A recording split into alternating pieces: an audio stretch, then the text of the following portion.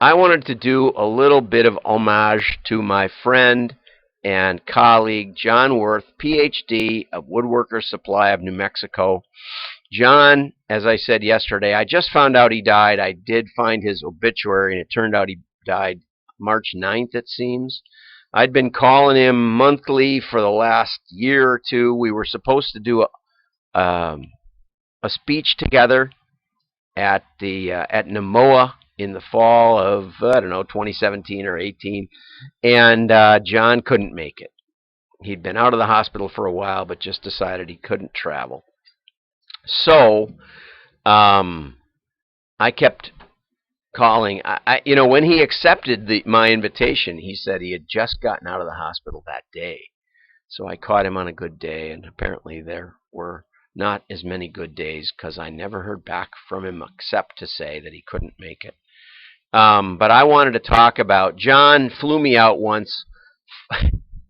This is crazy, but he flew me out once for lunch out to New Mexico because he decided I was one of the smarter people in the world. John has a PhD in aeronautical engineering. All his coursework was for aeronautical engineering, but he convinced, and that was at Arizona State, I believe, or Arizona University. But anyway, he did all his coursework, and then he went into junk mail, and he decided he liked it because of the analytical capabilities. And so John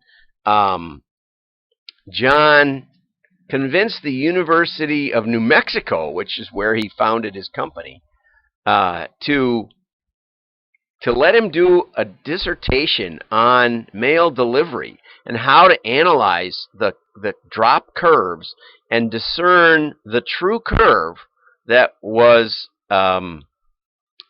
generated. And he did it with nonlinear math.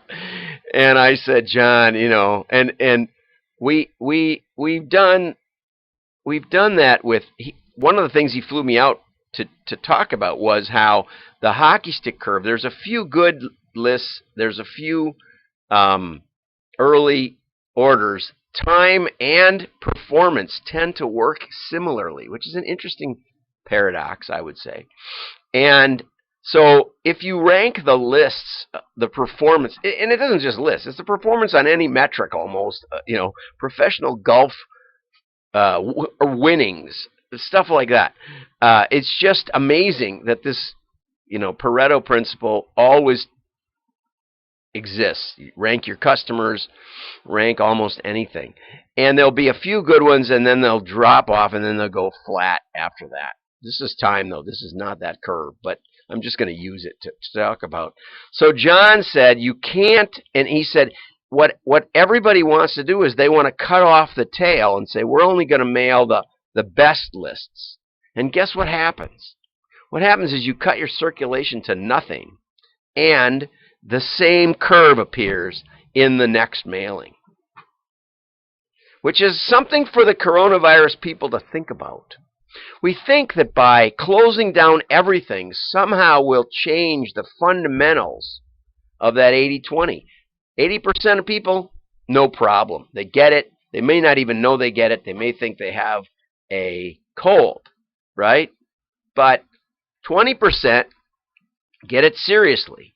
Of that 20%, about 20% need hospitalization. Of that 20%, about 20% die.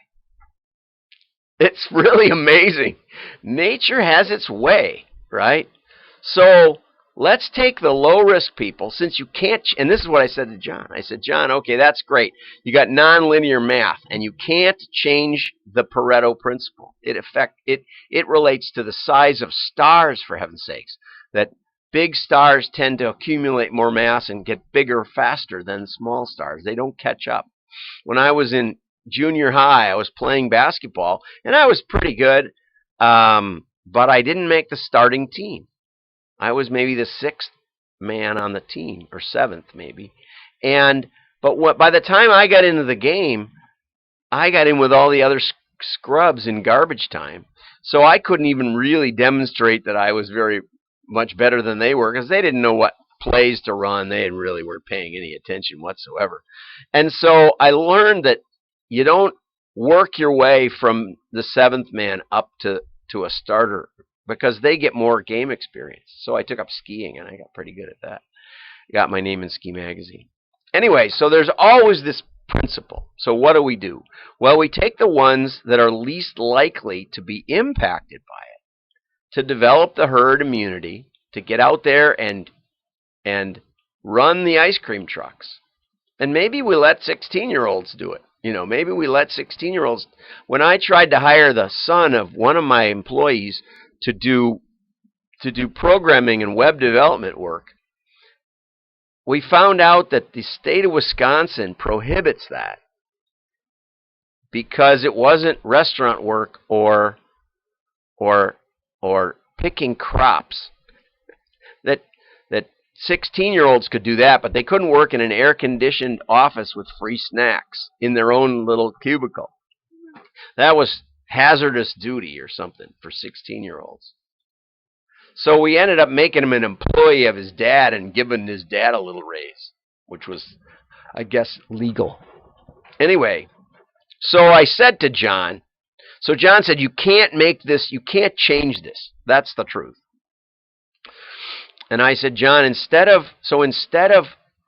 trying to project a nonlinear curve, let's just slam it into the y-axis, which is what really happens if you average out the performance. You can't identify beforehand the high risk or the high benefit customers, not entirely. But you might be able to minimize the number of low benefit customers you're going to mail. And that's kind of the way we win. We win against everybody. And we had new results this week. The overall 3 tests generated, oh my gosh, something like, on small mailings, I better not say, I don't know, but it was like a 200% return on investment. It was tens of thousands of dollars of extra profit. Oh, it was more than that on a small mailing. So when we get on the other side of this, the fundamentals are going to still apply. You need someone who understands nonlinear math. And John and I used to talk about this forever. And he was the only one who let me read his PhD thesis in the direct marketing industry, which says a little about his trust level, too, of the industry and of myself. And I think that was very good. So you're still going to need to figure out which customers to mail. And the longer you've been in business, the more interesting that gets. I hate to say it. The longer you've been in business, you think you know everything, but it's harder to figure it out. You need more variables. So John taught me the Bathtub Model.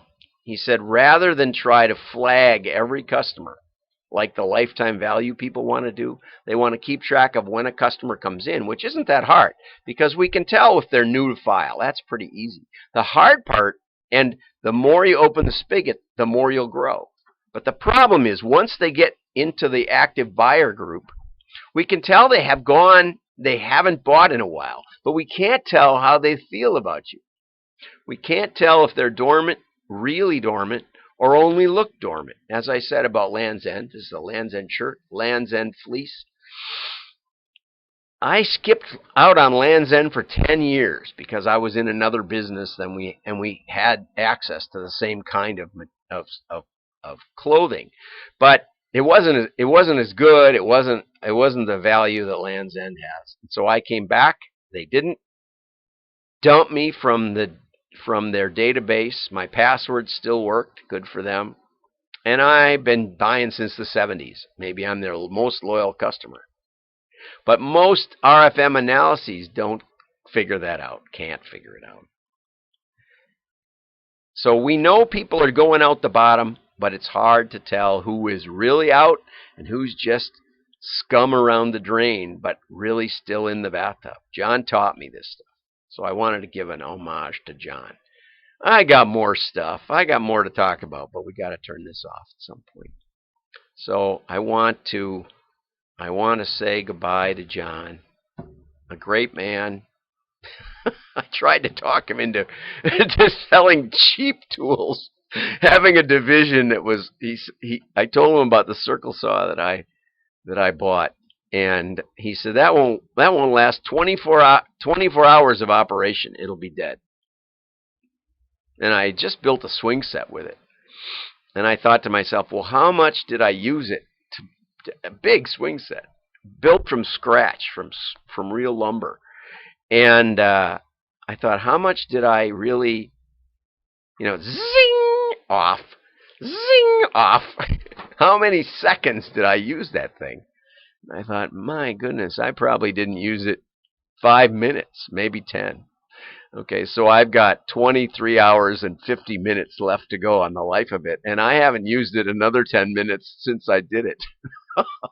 So I said to John, well, in comparison to the Craftsman and what other junk he didn't like, and I don't remember which, I said, why don't you do studies and decide which ones of the junky ones are the better or worse? It would help the industry.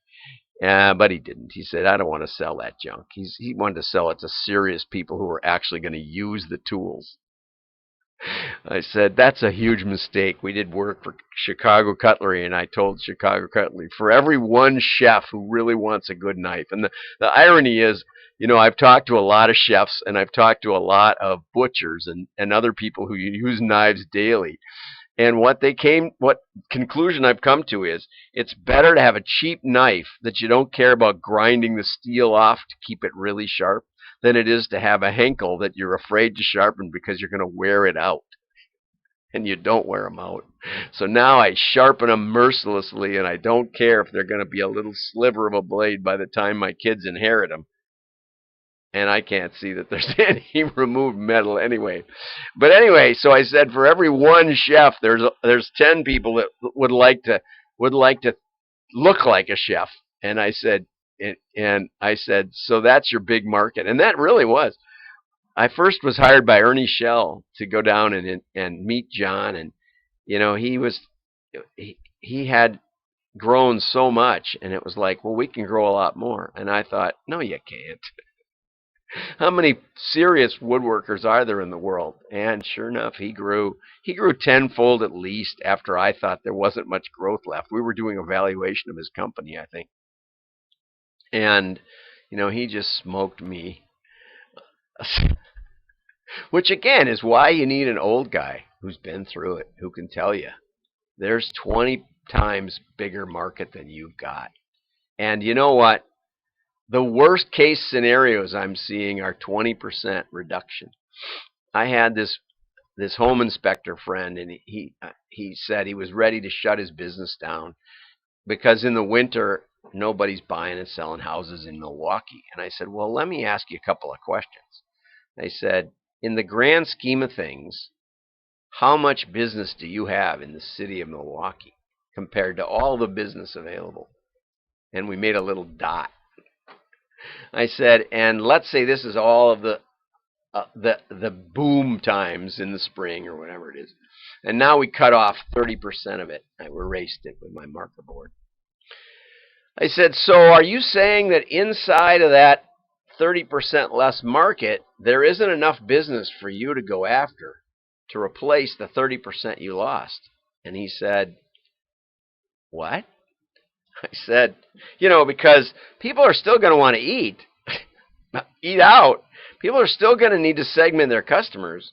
It's just that maybe they won't have as many choices. So in some cases, Bob Franzblow, Thompson Cigar. I wonder how Bob's doing.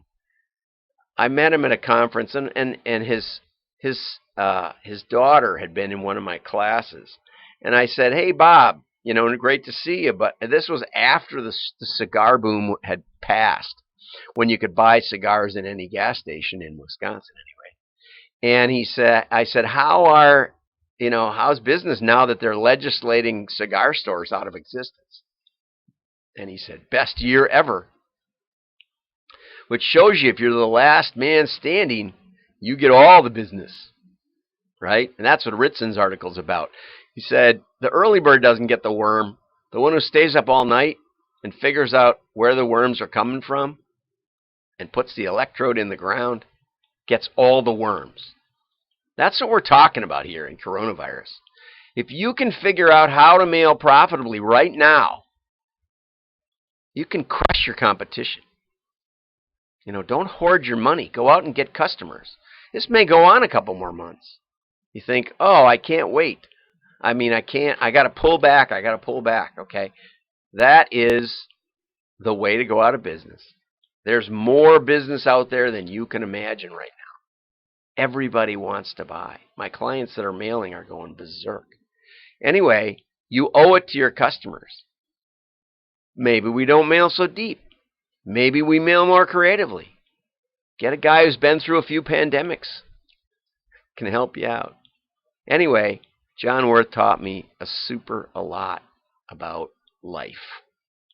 Right? A lot. Oh, and back to my home builder. So he called me back a couple of months, 2 months later. I said, well, how did it go in January? He said, not only was January my best January because of your speech, my little 5-minute speech. He said, January was the biggest month I ever had. All he did was buy donuts, go visit the banks, go visit the lawyers, the real estate lawyers, go visit realtors, bring donuts, say, I'm still here. If you need a home inspected, that's all he did. Just go visit his regular customers who said, oh, good.